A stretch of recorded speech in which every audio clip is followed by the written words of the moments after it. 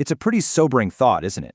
You can have all the excitement in the world, total alignment from stakeholders, even a beautiful prototype, but none of that guarantees success. In fact, it often just masks a fatal flaw hiding right beneath the surface. So let me tell you a quick story. There was this startup with a brilliant idea for a smart refrigerator. I mean, they were so convincing they raised $5 million in venture capital. The vision was set. The money was in the bank. For the next year and a half, a truly world-class team worked in total secrecy. They perfected every little detail. We're talking flawless image recognition, a gorgeous UI, industrial design that belonged in a museum. They were building the perfect product. Well, the launch was a massive success in the media. All the tech blogs were raving about it. But the sales numbers, they were just abysmal.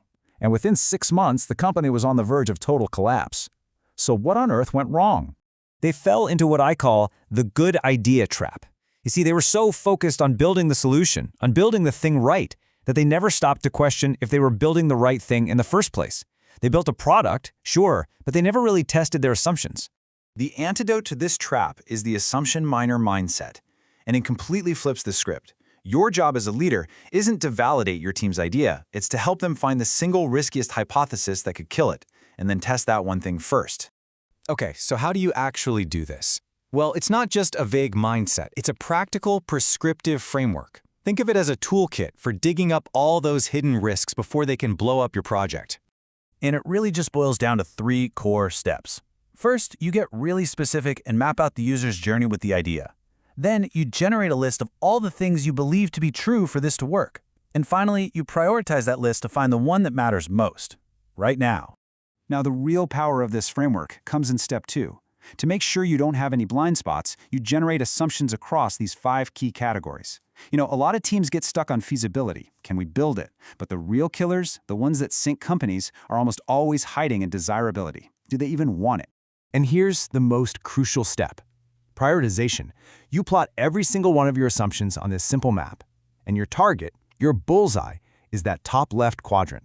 High importance, weak evidence. These are your leap of faith assumptions. If these turn out to be wrong, the entire idea collapses. This is where you absolutely must start.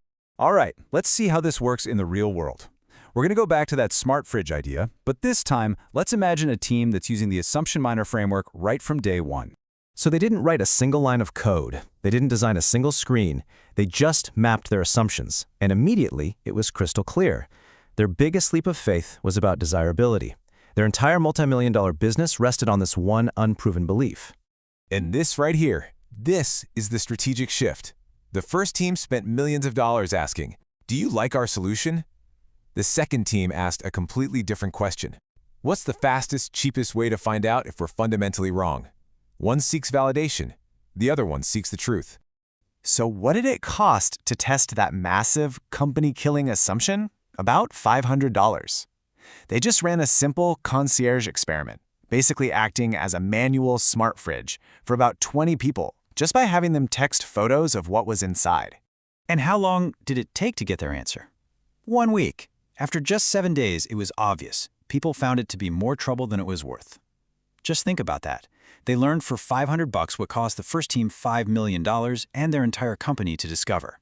So how do you put this to work immediately? I want to give you a simple but really profound shift you can make with your team first thing next week. The next time your team comes to you with a new idea, resist that natural urge to ask about features or timelines. Instead, ask them this one question. This single question reframes your role from being a feature approver to becoming a strategic de-risker. It forces the whole team to start thinking like miners. And that really leaves us with a final question for you to think about. I want you to look at your own organization's processes. Are they built to protect and confirm the ideas you already love? Or are they ruthlessly efficient machines for finding the truth and killing bad ideas before they can kill your business? Because the answer is everything.